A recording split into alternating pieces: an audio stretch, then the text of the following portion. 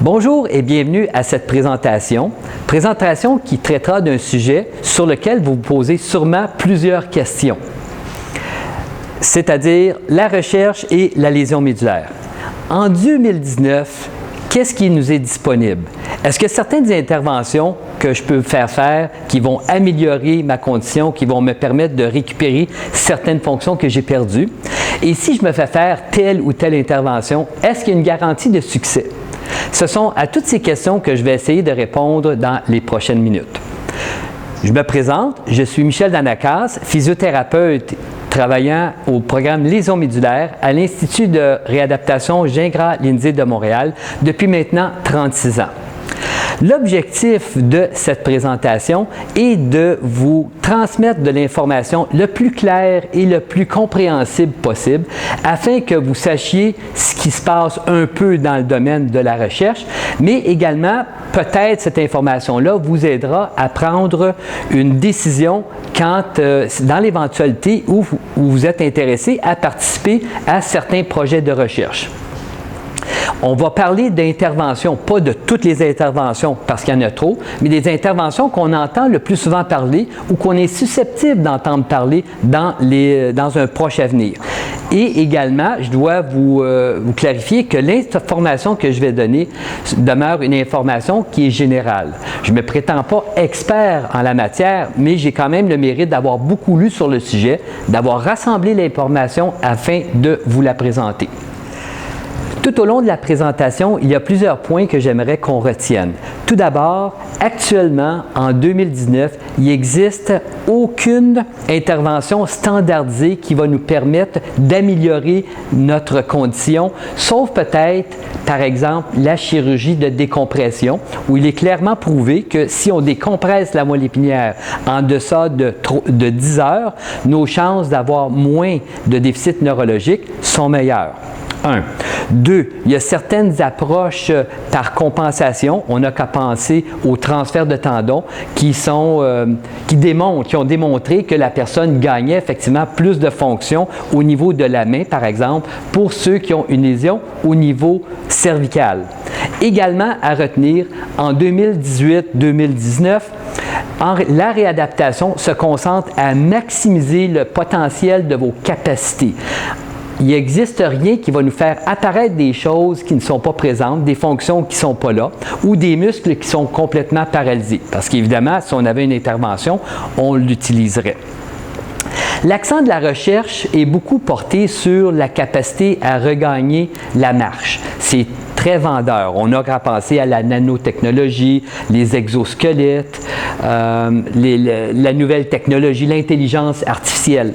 Par contre, l'autonomie, c'est beaucoup plus que la capacité de se lever debout et de marcher.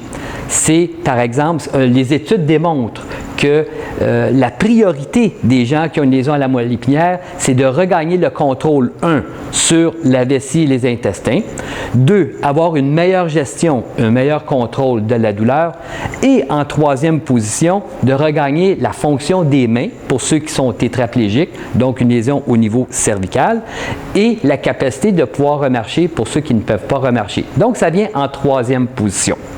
Ça, ce seront les points à retenir.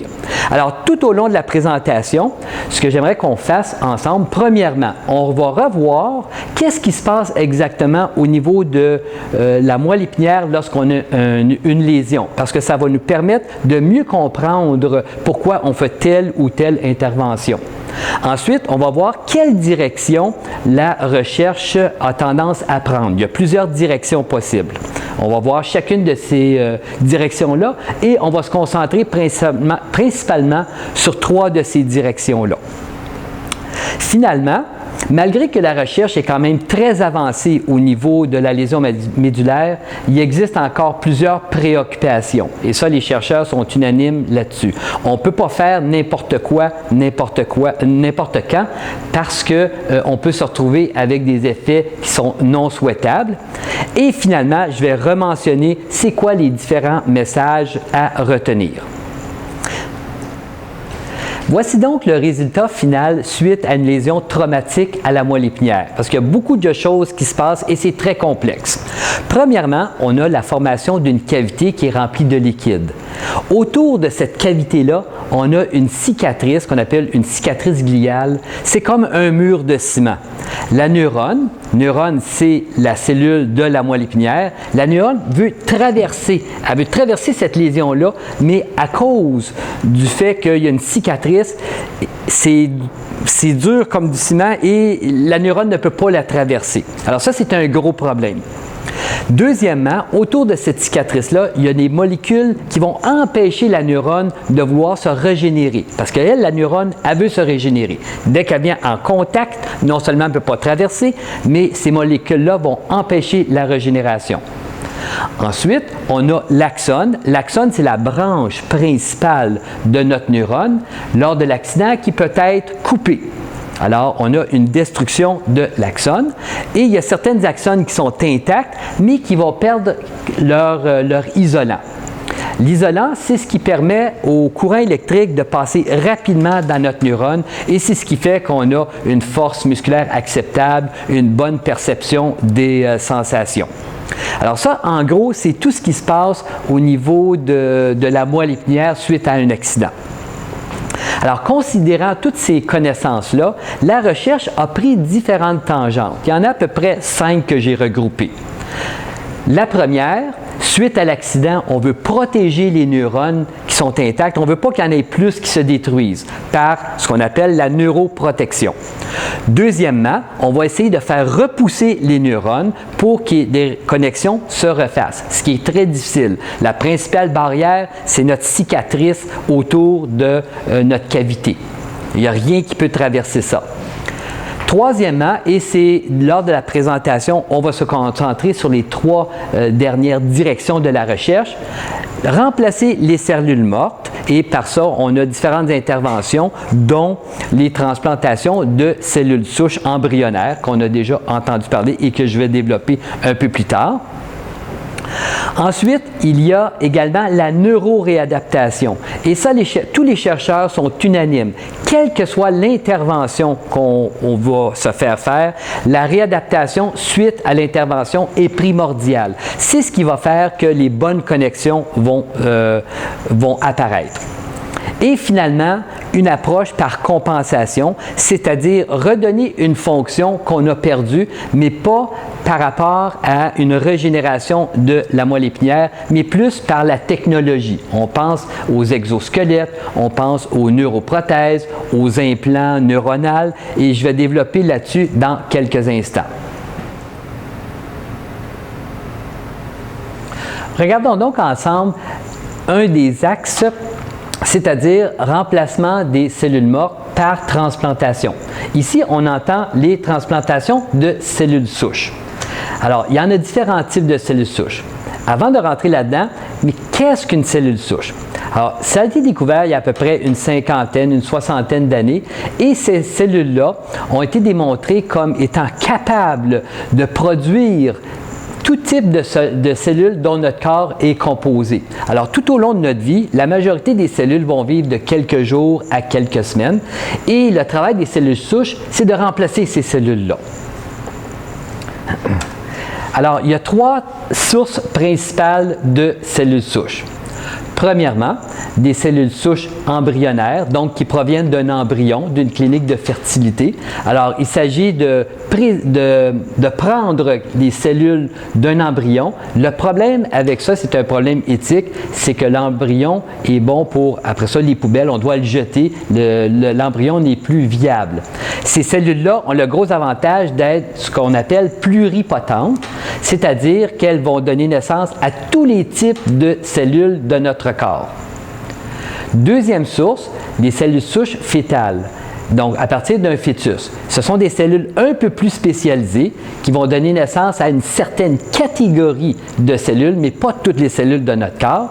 Mais encore là, le gros problème, c'est lorsqu'on les prélève d'un fœtus, bien, le fœtus n'est plus viable par la suite. Donc, il y a de problèmes d'éthique, de problèmes légaux et également des problèmes politiques qui sont liés à cette intervention-là.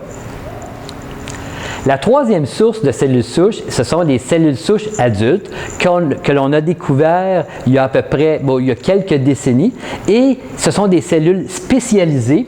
Et le gros avantage de ces cellules-là, c'est qu'elles sont existantes dans à peu près tous les organes de notre corps, dont la moelle osseuse, la peau, les cellules de la peau, la moelle épinière, les cellules sanguines, etc. Alors, la personne devient son propre donneur, on n'a pas de problème de rejet. Par contre, le gros désavantage, c'est qu'elles sont difficiles à isoler et à purifier pour ensuite les faire multiplier et les transplanter. Alors, voyons donc ensemble à quoi ça aurait l'air une intervention qui a trait aux cellules souches adultes. Un des exemples, c'est les transplantations autologues de cellules de Schwann. Alors, c'est quoi une transplantation autologue de cellules de Schwann? Transplantation autologue, ça veut dire que ça provient de la personne même. Pas de problème de rejet. Cellules de Schwann, ce sont des cellules qui produisent l'isolant de notre neurone, comme on a vu tantôt, qui est primordial pour que notre influx nerveux voyage rapidement et qu'on n'ait pas de déficit neurologique. Alors, par biopsie, comme on peut voir sur le petit vidéo actuellement, ça a été fait chez les animaux, entre autres, et ça se fait également chez les humains. Alors, on va produire une lésion à la moelle épinière chez un rat, chez une souris, et ensuite, on va les prélever sur un nerf des cellules de Schwann par biopsie. Donc, c'est minimalement invasif. Donc, on produit la lésion à la moelle épinière chez notre souris. Ensuite, on va prélever les cellules qu'on a besoin. On va les faire se multiplier parce qu'on en a besoin de plusieurs. Quand je dis plusieurs, ce n'est pas juste quelques centaines, c'est plusieurs millions, 2, 3, 10 millions, qu'on va cultiver. On va les faire se multiplier. Ensuite, on va les prélever et on va les insérer dans un petit tube en polymère, un genre de plastique biodégradable qui est rempli de petites tubulures. Et dans ces tubulures-là, on va insérer les cellules de Schwann. Ensuite, lorsque notre petit tube est complètement rempli de cellules, on va insérer le tube au niveau de la lésion qui a été provoquée chez la souris à la moelle épinière, donc, pour que finalement, notre courant électrique puisse passer à travers toute la moelle épinière et que la personne puisse recouvrer la fonction qu'elle avait perdue, entre autres la fonction de marcher, par exemple. Autre exemple de transplantation de cellules souches à partir de la moelle osseuse. Et là, il ne faut pas se tromper, moelle osseuse et moelle épinière. Ce n'est pas la même chose. La moelle osseuse, on retrouve ça au centre des os et c'est les cellules qui produisent le sang. Alors, quel que soit l'organe qu'on va prélever les cellules souches adultes, le principe va être les mêmes. On va prélever les cellules souches à partir de l'organe que l'on veut, la peau, la moelle osseuse. On va les cultiver, on va les faire se multiplier pour en avoir plusieurs millions. Et la difficulté avec cette approche-là, c'est qu'on doit faire une manipulation génétique. Donc, avec une manipulation génétique, on va transformer notre cellule en un autre type de cellule qui va produire des neurones. Neurone qui est la cellule de notre moelle épinière. Lorsqu'on en a en quantité suffisante, on va prélever ces cellules-là et ensuite, on va aller les transplanter au niveau de la lésion à la moelle épinière. Et ces cellules-là, une fois implantées, vont se mettre à régénérer. Elles vont faire des branchements, un peu comme une branche d'arbre qui croît. Et donc, il y a des nouvelles connexions qui vont se faire au niveau de la moelle épinière. Et finalement, le message nerveux, l'influx électrique, l'électricité va passer dans l'entité de la moelle épinière, la lésion ne sera plus un obstacle et la personne va pouvoir récupérer, par exemple, la capacité de remarcher. C'est la théorie en arrière de ça. Évidemment, ce n'est pas toujours aussi facile que ça, mais c'est le principe de cette approche-là. Il y a également une autre approche en ce qui concerne les cellules souches adultes. Ce sont ce qu'on appelle les cellules gliales olfactives engainantes. Encore là, c'est un gros terme, mais simplement que pour dire que au niveau des cellules souches adultes, on peut également les prendre au niveau de la muqueuse du nez et ces cellules-là sont reconnues comme étant capables de se régénérer en neurones et à guider les connexions pour qu'elles se fassent au bon endroit. Alors, il s'agit d'en prélever de la muqueuse du nez, de le purifier et ensuite, on va aller transplanter ça au niveau de la lésion pour que finalement, notre courant électrique puisse bien circuler et récupérer donc des fonctions. Le désavantage de ça, évidemment, de toutes ces techniques-là, c'est un peu le coût parce que ça peut valoir plusieurs milliers de dollars. Les transplantations de cellules olfactives engainantes, entre autres 35 000 €. Une quatrième approche qui est relativement nouvelle et qui a valu le prix Nobel de médecine à un chercheur japonais, c'est ce qu'on appelle la transplantation de cellules pluripotentes induites. Et ça devient intéressant comme approche parce que ça a été découvert là, dans les années 2012, alors c'est quand même assez récent, et ça nous permet de remonter dans le temps. Alors ce chercheur-là, il a pris une cellule souche spécialisée, donc adulte, il l'a retransformé en cellules embryonnaires pluripotentes. Comme on a vu au début, ces cellules-là peuvent donner naissance à tous les types de cellules de notre corps. Et ensuite, par une manipulation génétique, va transformer ces cellules pluripotentes-là en neurones, en cellules spécialisées, qu'ensuite, on va aller transplanter au niveau de la lésion à la moelle épinière pour qu'encore une fois, le courant électrique puisse bien passer et qu'on puisse recouvrir des fonctions qu'on avait perdues. Alors ça, c'est ce qui concerne principalement les transplantations de cellules souches. On va maintenant aborder une autre direction de la recherche, c'est-à-dire les approches compensatoires. Une autre direction de la recherche, c'est l'approche compensatoire, c'est-à-dire redonner la fonction à une personne, fonction que la personne n'avait pas auparavant. Ça se concentre surtout sur l'utilisation de la main chez la personne tétraplégique. On n'a qu'à penser à la neuroprothèse. Alors, c'est un système qui existe depuis plusieurs années. La neuroprothèse, en quoi ça consiste?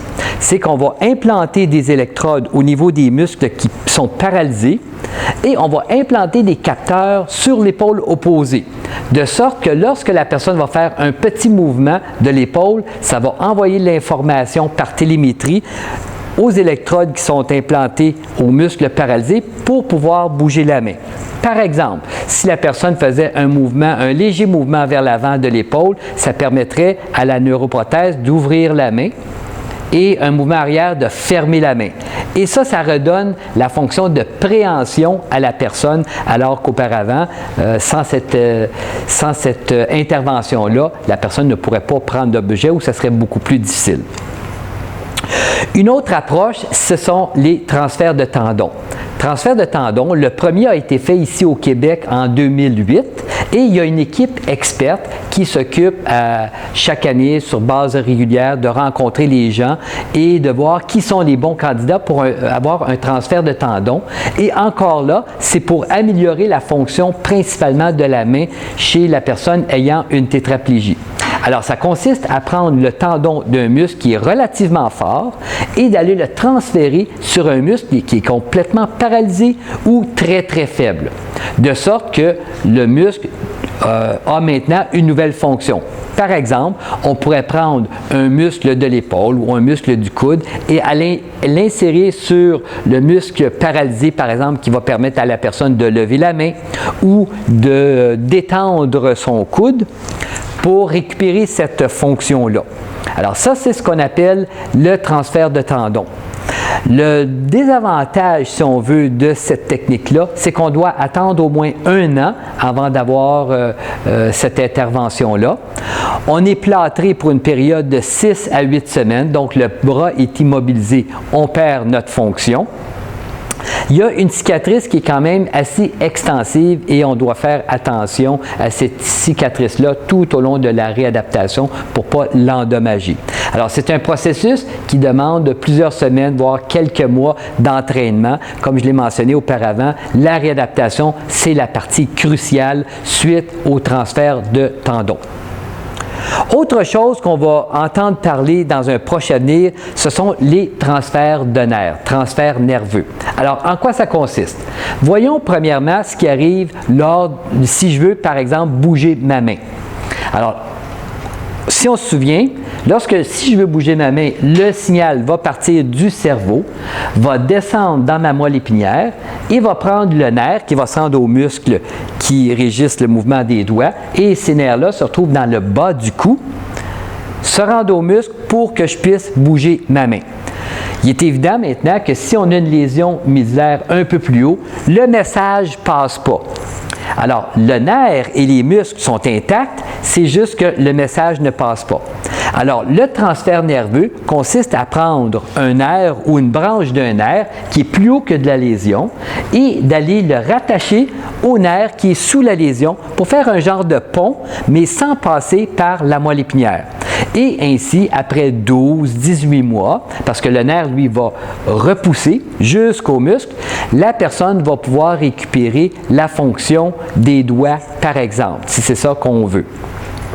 Alors, le gros avantage de cette approche-là par rapport au transfert de tendons, c'est qu'on n'a pas besoin de plâtre, la cicatrice est minime et on peut se faire cette intervention-là un peu n'importe quand.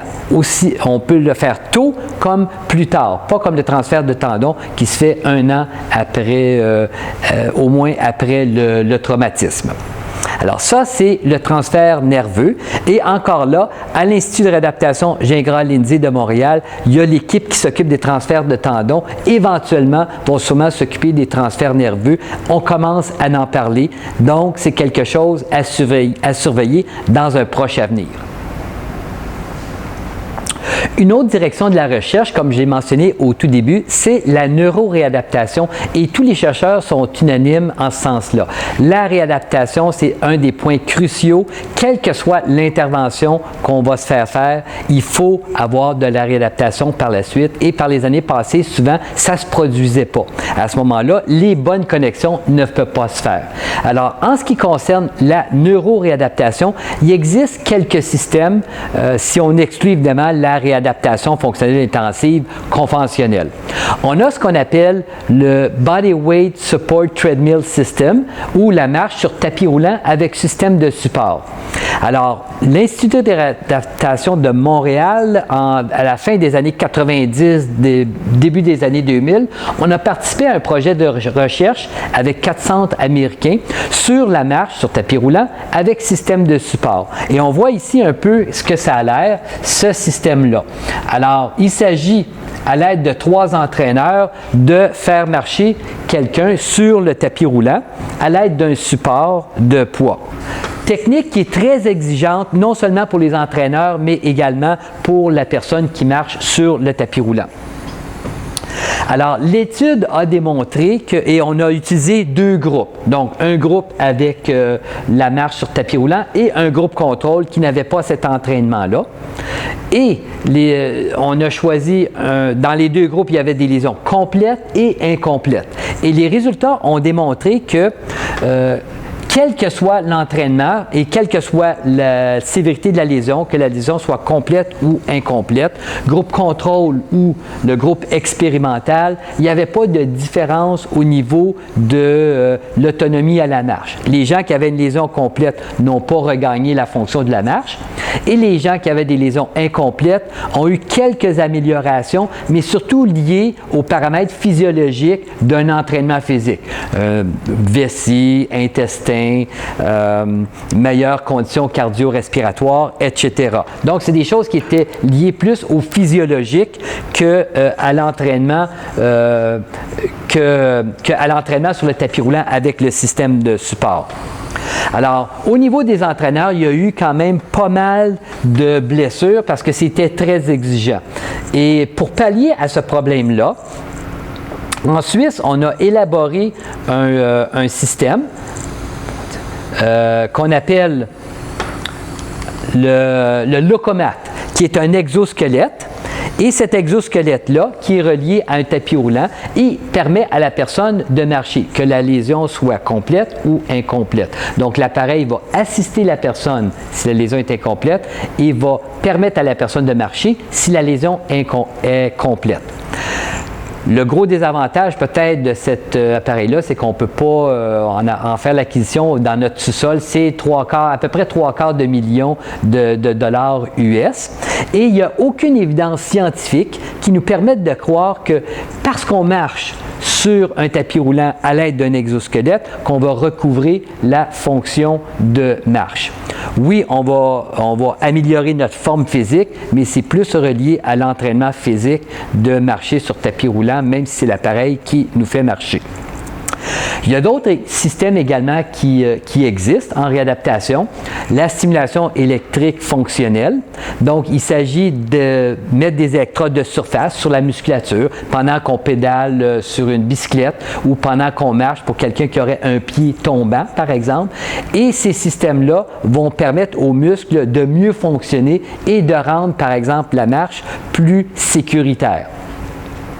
Également, il y a une combinaison de tous ces systèmes-là, c'est-à-dire la stimulation électrique fonctionnelle pendant qu'on marche sur un tapis roulant avec un système de support. Mais encore là, comme je l'ai mentionné tantôt, il y a peu d'évidences scientifiques qui nous permettent de croire que parce qu'on fait cet entraînement-là, qu'on va récupérer la capacité de marcher ou qu'on va pouvoir marcher sans aide technique, alors qu'avant, on avait besoin de cannes ou de béquilles ou de marchettes.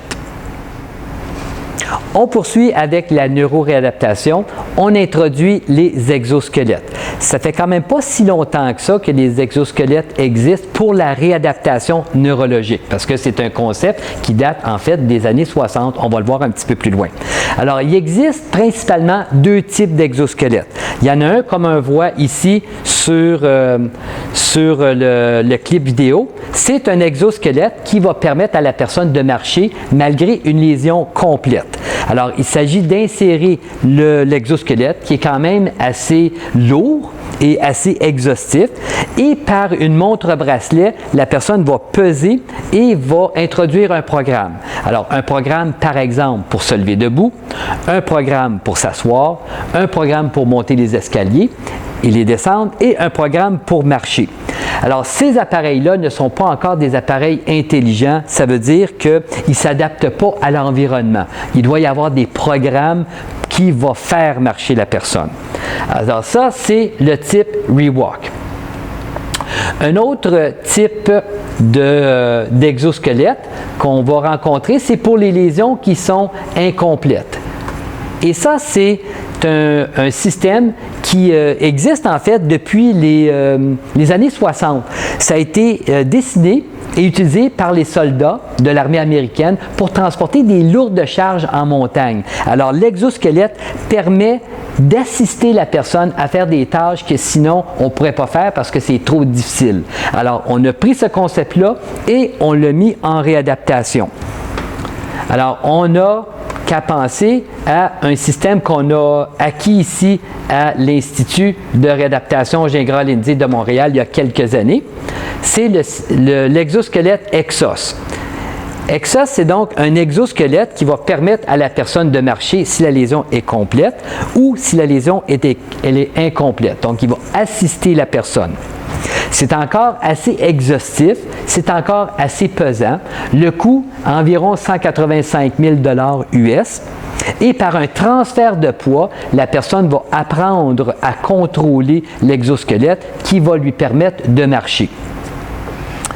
Il y a de plus en plus d'études qui se font sur ces appareils-là, mais à date, en 2019, il n'y a aucune étude qui démontre, hors de tout doute, que si on utilise l'appareil, par la suite, on va pouvoir s'en débarrasser et on va pouvoir marcher. Il n'y a pas d'évidence scientifique liée à ce concept-là.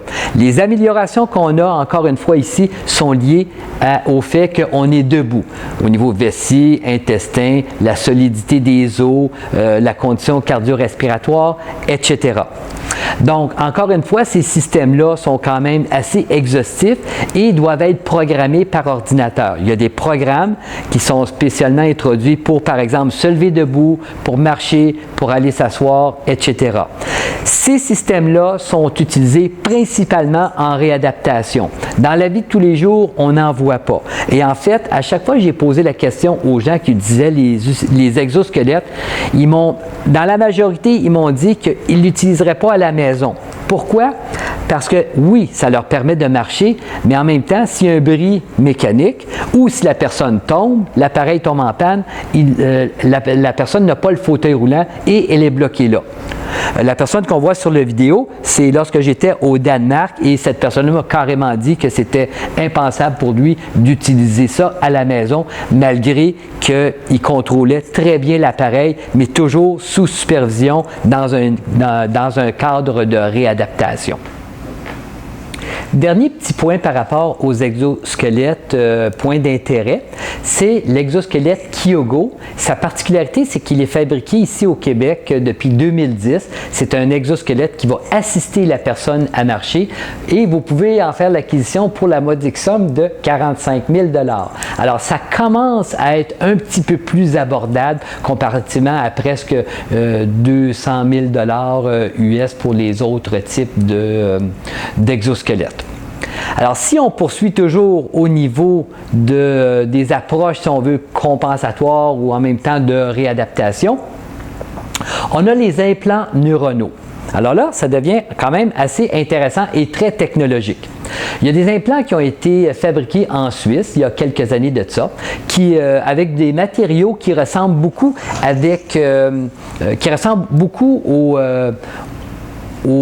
aux organes du corps humain. De sorte que lorsqu'on implante cet implant-là dans la moelle épinière, il n'y a pas de dommage qui est fait parce que ce sont des matériaux qui sont flexibles et très malléables. Parce qu'évidemment, si on veut mettre un implant au niveau de la moelle épinière et qu'on endommage davantage la moelle épinière, on n'est pas plus avancé. Alors, l'attrait de cette approche-là, et que ce soit par télémétrie, que ce soit contrôlé à batterie, et ça a passé au niveau de TVA il n'y a pas si longtemps. À la clinique Mayo, on avait essayé ça chez une personne où on a mis un implant au niveau de la moelle épinière dans le bas du dos, au niveau de la moelle épinière lombaire, qui est une région qui est reconnue comme contrôlant la locomotion.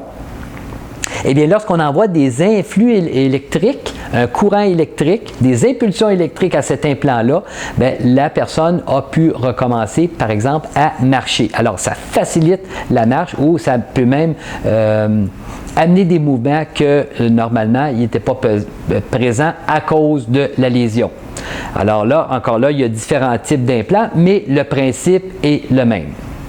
Si on regarde plus maintenant au niveau de la technologie plus avancée, d'autres types d'implants, les implants au niveau du cerveau. Et là, on rentre vraiment dans la très haute technologie. Alors, en quoi ça consiste? Ça consiste à implanter, ou l'idée, c'est d'implanter des électrodes au niveau d'une région spécifique du cerveau, des électrodes qui sont la grosseur d'un cheveu, et par la pensée, le message se rend à un ordinateur qui, lui, va faire en sorte que la personne va marcher. Alors, si on regarde ça un petit peu plus en détail, ça a été fait chez 2 macaques, en fait. Alors, des primates, c'est très coûteux comme recherche, mais on a implanté des électrodes au niveau d'une région spécifique du cerveau et par télémétrie, on a envoyé les impulsions à un ordinateur qui était relié à un exosquelette et instantanément, les 2 macaques se sont mis à remarcher à l'aide évidemment de l'exosquelette. Alors, on a appliqué ce système-là, ce concept-là à l'humain. Alors, on a inséré des électrodes au niveau de certaines parties du cerveau, des électrodes grosseur d'un cheveu, mais en tout peut-être la grosseur d'un grain de maïs. Et par la pensée, la personne a pu faire bouger un curseur sur un ordinateur. On a poussé l'idée un peu plus loin, on a introduit un bras robotique et par la pensée, les électrodes envoyaient le message à l'ordinateur qui, lui, contrôlait le bras robotique. Et après seulement quelques entraînements, la personne ne faisait qu'un avec le bras robotique. C'est ce que la personne disait. Alors, c'est comme si c'est elle qui bougeait le bras seulement que par la pensée. On pourrait extrapoler ça un petit peu plus loin et on pourrait dire que dans quelques années, ce qui pourrait s'en venir, c'est qu'on pourrait introduire ces implants-là toujours au niveau du cerveau, qui serait relié à un implant au niveau de la moelle épinière et par la pensée, la personne pourrait se mettre à marcher. C'est plus faisable à travers un exosquelette, mais peut-être que d'ici quelques années, à travers un implant dans la moelle épinière, le tout sera relié au cerveau et par la pensée, on pourrait se remettre à marcher. Alors, d'autres approches au niveau de la recherche, simplement pour vous montrer que, justement, la recherche peut prendre différentes tangentes qui ne se ressemblent pas du tout. On a, par exemple, le Spinalon. Spinalon, c'est une combinaison de 3 médicaments qui ont été essayés chez, et oui, la tortue et la souris.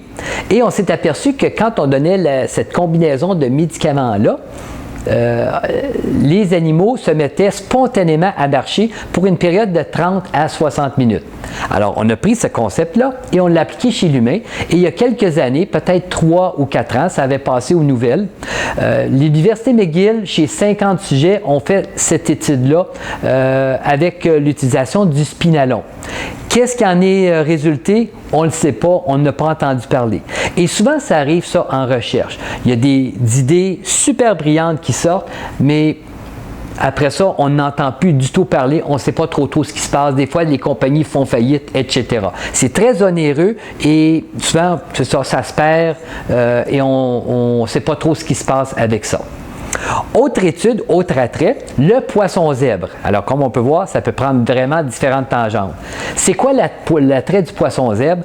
Il y a des chercheurs américains qui se sont aperçus que chez ce poisson-là, avec la caractéristique de pouvoir régénérer sa moelle épinière. Alors, ils ont isolé une protéine qui était responsable de faire régénérer la moelle épinière chez ce poisson-là.